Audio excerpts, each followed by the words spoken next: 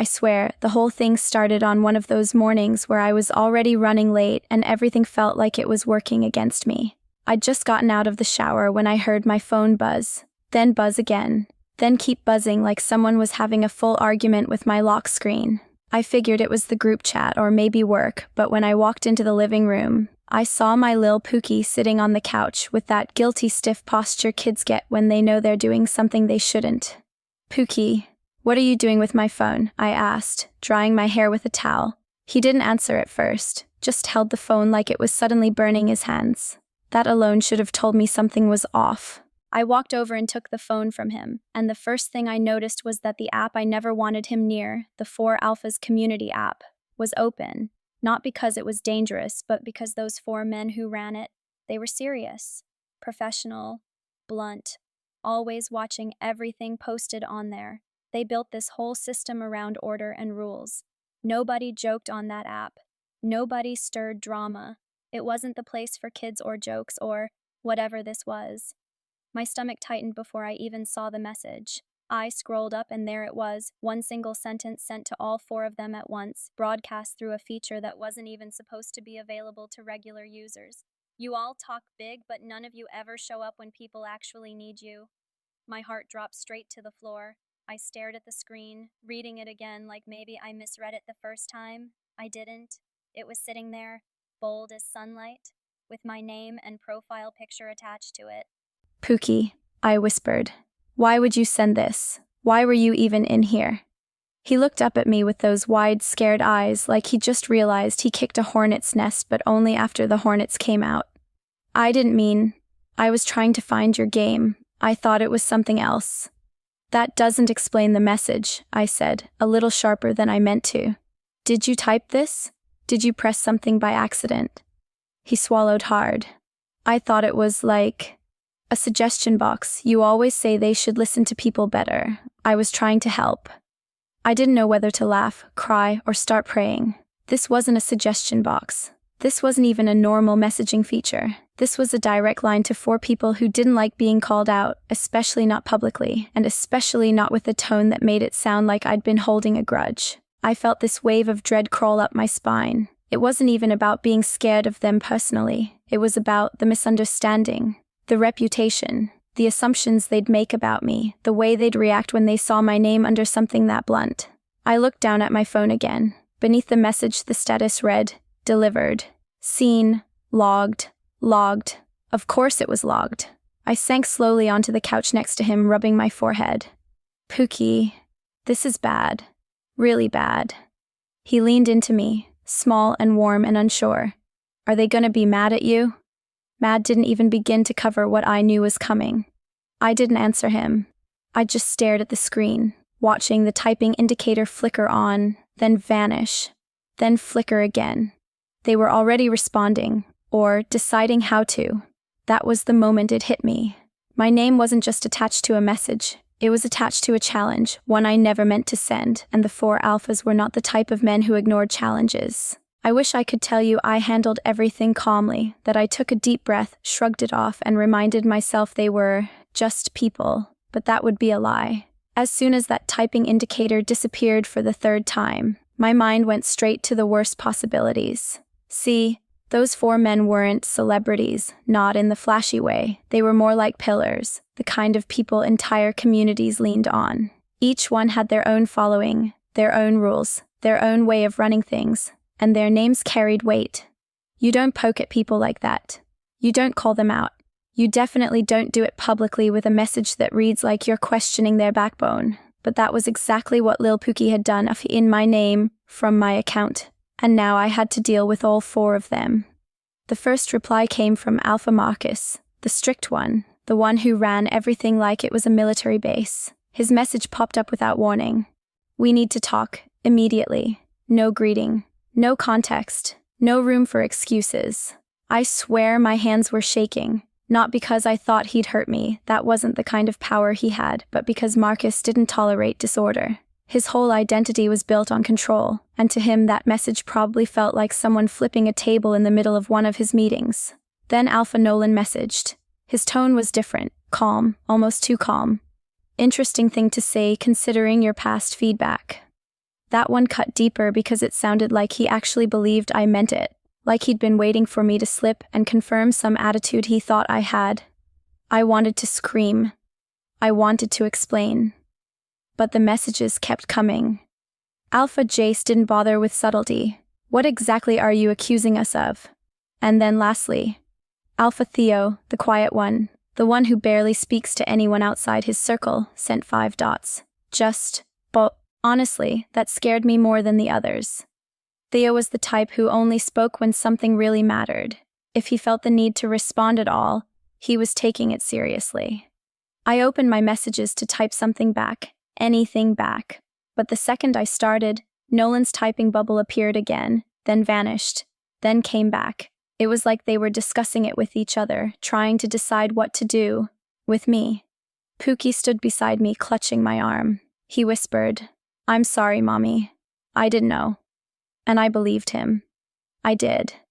But that didn't undo the fact that somehow, some way, he'd managed to activate a feature that wasn't supposed to be accessible. A broadcast message sent to the top of the hierarchy like a direct challenge. I couldn't even wrap my head around how he'd done it. Accident, glitch, lucky tap in all the wrong places. I didn't know. I just knew the 4 most influential men in that space now thought I had something to say to them. And the worst part? The app showed they were all online, in the same private channel, at the same time, talking about me. I felt small, embarrassed, exposed in a way that didn't match the situation but felt painfully real anyway. They were powerful because people listened to them, followed them, respected them, and now every one of them thought I'd publicly called them out for being unreliable. I hugged Pookie to my side, whispered mostly to myself, "I'm going to have to fix this before it gets out of control." But deep down, I already knew. It was already out of control. The first notification hit like a tap on the shoulder. The 10th felt like someone shaking me. By the time it reached 50, I honestly thought the app had malfunctioned. But it wasn't the app. It was people. Real people. Messaging, commenting, tagging my name like I had woken up and decided chaos was my new personality. At first, I didn't understand what they were reacting to. The message wasn't supposed to be visible to anyone except the 4 alphas and me. But as the notifications kept pouring in, I realized someone, one of them, had pushed my message into a public thread. Just dropped it there, plain as day, with my name attached. I felt sick. I opened the thread, heart pounding so hard it felt like the room shook with it. There it was, Pookie's sentence, sitting under a bold header that read, "A concern raised by a community member." A concern. A concern. I wanted to laugh, but it came out dry and shaky. It wasn't a concern. It wasn't even my words. And now I had 100 people responding like I'd stood on a stage with a megaphone. Some defended me. Some mocked me. Some agreed with the message a little too eagerly. And mixed in between all that noise were private messages, the kind I never wanted to receive. Bold of you. You really said what the rest of us are scared to. Do you have proof they ignored you before? Are you starting something? I wanted to crawl out of my own skin. I backed away from the phone and just stared at it like it had turned into a bomb. It wouldn't stop vibrating. Every 2 seconds, another ping, another opinion, another stranger thinking I'd declared some public rivalry. Pookie was sitting cross-legged on the floor now, tracing circles on the rug, too quiet. He knew. He knew he'd started something huge, even if he didn't fully understand how huge. "Mommy," he whispered. "Are you in trouble?" I sank onto the couch slowly, my legs suddenly weak. I don't know yet. I meant it. I really didn't know. Because underneath the noise from everyone else, 4 unread messages sat at the top of my inbox. All from them. All sent within minutes of each other. From Marcus. "We need clarification. Now." From Jace. "If you have an issue with our leadership, address it directly." From Nolan. "This is getting attention. You should respond before it escalates." And then Theo, the one whose silence always meant more than his words, sent the shortest message of all. Explain. That was it. One word. And somehow, that one word scared me more than everything else combined. Because I could feel their eyes on me. Not literally, but in that way where you know you're being evaluated, measured, judged. I didn't owe them anything personally, but the way the app was structured, the way people followed their cues, If they treated me like a problem, everyone else would too.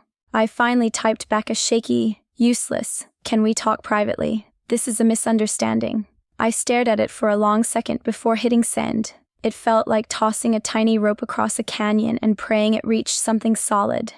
A moment later, Marcus responded, "We're available. Join the call." A call. All 4 of them. At once. My stomach flipped. I wasn't ready. I wasn't even sure what to say, but the little join button was glowing blue, waiting for me to tap it and walk straight into the storm my child had accidentally built. Behind me, Pookie curled into my side and whispered, "Please don't be mad at me." And that hurt, because I wasn't mad. I was terrified, confused, embarrassed, but not mad. But I couldn't deal with that yet. Not with the call waiting. Not with 4 men who wanted explanations I didn't even have. I exhaled slowly, my thumb hovering over the screen. And then I tapped, "Join." The screen took a second to load, and in that tiny pause I considered hanging up. Just closing the app, tossing my phone under a pillow, and pretending none of this existed. But then the call connected, and their faces appeared one by one, each in their own little square like a panel of judges. Marcus was first, straight-backed, jaw tight, expression sharp enough to cut glass. Then Nolan, calm but unreadable, like he'd already analyzed every angle. Jace leaned back so far he was practically out of frame, arms crossed, annoyed in a way that felt personal even though he didn't know me personally. And Theo wasn't looking at the camera at all. He had his head slightly down, eyes narrowed like he was studying something off-screen and already forming his conclusions. I felt suddenly small, sitting cross-legged on my couch in a hoodie, Pookie tucked beside me like a shadow. Marcus didn't waste a second. "Explain the message," he said, his tone clipped, no greeting. I opened my mouth, but my voice didn't come out at first. I cleared my throat. "That wasn't me." Jace scoffed. "Your name is on it." "I know," I snapped before I could stop myself. I took a breath. "I know, but it wasn't me. My son got into my phone this morning. He didn't know what he was doing." There was silence, not the comforting kind. The kind that feels like everyone is deciding whether to believe you. Nolan leaned forward a little. "How exactly did he access a restricted messaging feature?" "I don't know," I said honestly. "I didn't even know that feature existed." That made Theo finally look up. His eyes met mine through the screen. Calm, dark, unreadable. Children don't guess their way into admin-level tools. Pookie's fingers tightened around my sleeve. I could feel him shrinking beside me, scared he'd done something unforgivable. I straightened a bit. "I'm telling you the truth. I didn't send that message, and I don't think your app is as secure as you think if a child tapping random buttons can broadcast something like that." Marcus's eyes flicked sideways, probably at the other 3. For a second, I thought I'd crossed a line, but his expression shifted. Not softer, but thoughtful. Still intense, still Marcus, but thinking. Jace leaned forward suddenly. "Let me ask you directly. Do you actually believe what that message said? That we never show up?" That question hit harder than I expected. Not because of the words, but because he genuinely seemed to want the answer. I rubbed my forehead. "No, I don't think that. If anything, I think people expect too much from you all. You can't fix everything for everyone." Another silence, but this one felt different. Heavier, maybe. More considering. Theo spoke next, his voice quieter but somehow stronger for it.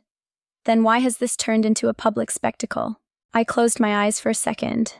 "Because one of you made it public. A beat. 2 beats. Nolan exhaled slowly. "Marcus wanted transparency." Jace muttered. "And now we've got drama." Marcus didn't defend himself, didn't apologize. He simply said, "It was a misjudgment."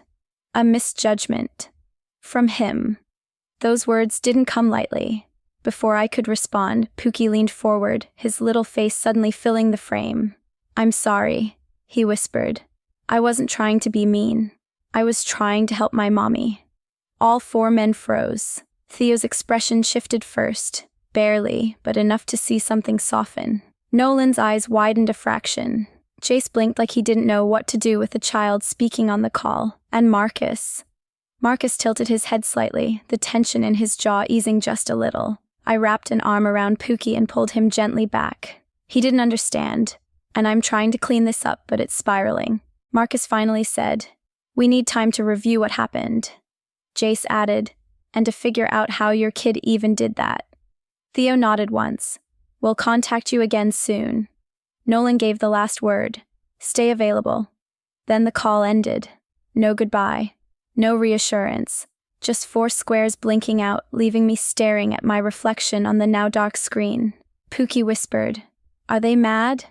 I didn't know how to answer, so I just pulled him closer, because whatever they were feeling, it wasn't over. After the call ended, the house felt too quiet, that kind of quiet that presses on your chest. I sat there for a long moment, still holding the phone, staring at the blank screen like maybe it would light back up and tell me everything was going to be fine. It didn't. Pookie slid off the couch and stood in front of me, his little hands folded together the way he did when he was trying not to cry. "Mommy, you're upset with me." His voice cracked on the last word, and that alone nearly broke me. "I'm not upset," I said, and my voice surprised me, soft, tired, a little jagged around the edges. "I'm overwhelmed. There's a difference." He didn't believe me. Not really. He crawled into my lap and tucked his head under my chin the way he used to when he was smaller. His whole body was warm and tense, like a coiled spring. "I was trying to help you," he whispered.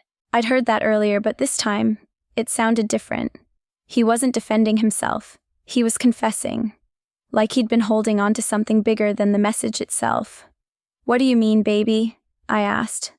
He hesitated, then spoke so quietly it almost disappeared into my hoodie.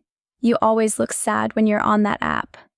I thought maybe if I told them to be better, they'd make you feel better. That hit me like a slap. I opened my mouth but couldn't say anything for a second. It was strange. All morning I'd been juggling embarrassment, panic, even anger at the situation, but hearing him say that made everything shift. "Sad?" I echoed. "You think I'm sad?" He nodded against me. "Sometimes you sigh a lot, and you rub your eyes, and when people don't answer you right away, you look disappointed." God. Kids see everything. They don't always understand it, but they see it. I felt this heaviness spread through my chest. Not guilt exactly, but the realization that I'd been carrying around stress in front of him without noticing. Stress from the app, from trying to be heard in a big space, from feeling small in a room full of strong personalities. I'd told myself I was handling it, but apparently even my son had noticed the cracks. "Oh, baby," I muttered, pressing a kiss to the top of his head. I wasn't sad at them, I was just tired, and sometimes people online, they don't see you the way you want them to. He pulled back to look at me. His eyes were shiny, hopeful, but I wanted them to see you. And that right there, it made me close my eyes and breathe slowly so I wouldn't fall apart in front of him. He hadn't been trying to cause trouble, he wasn't being mischievous or reckless, he genuinely thought he was standing up for me in the only way a child knows how. "I know," I whispered. "I know you were trying to help. You didn't understand how big that message was."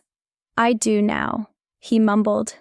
We sat there for a while just breathing together, and in that time, the phone buzzed on the couch twice, then 3 more times. I didn't look. I couldn't. Not yet. I wasn't ready to see what new storm was waiting for me. Eventually, he crawled off my lap and picked up his stuffed dinosaur, the one missing an eye, the one he always reached for when the world felt too loud. He hugged it tight and asked, "Are they gonna punish you?" "No," I said automatically, then paused. "At least, I don't think so." "But they're mad? They're confused," I said. It was the only honest answer I had. He nodded slowly, processing that with the seriousness only kids can manage. "Can you fix it?" "I'm going to try," I said, even though it's not really mine to fix. That was the truth. I didn't make this mess, but my name was the one stamped all over it. And those men, those 4 alphas with their rules and their structure, they weren't going to let it slide. Even if they believed me, even if they understood, they still needed someone to answer for the chaos. And that someone was me. Pookie climbed onto the couch again, resting his head on my arm. "If you get in trouble, can I tell them it was me?" "No," I said quietly, stroking his hair. "You're a kid. This is grown-up stuff. I'll handle it." He looked up at me with this expression, something like guilt, something like love, something like fear that he'd broken something he couldn't fix. "I didn't want to make things worse," he whispered. "I know," I said. but sometimes helping the wrong way makes a mess we don't expect. He nodded, eyes down. I finally picked up my phone, bracing myself. 3 new messages, all from them, all asking for the same thing. We've reviewed everything. We need to speak with you again. Of course they did. Because the fallout wasn't just online anymore. It was personal. I stared at those messages for a long time before I even opened them. Not because I was scared of the 4 alphas as people, but because I knew whatever they wanted now wasn't going to be a simple, "Thanks for the clarification. Have a good day." They'd had time to think, to investigate, to talk among themselves. And when people like them talk behind closed doors, they don't come back with small requests. Pookie sat beside me, swinging his feet nervously. He kept glancing at my phone like he expected it to bite me. "What do they want?" he finally asked. "I don't know yet," I murmured, though I had a feeling it wouldn't be something I liked. I opened the first message. Marcus, of course. He always moved first.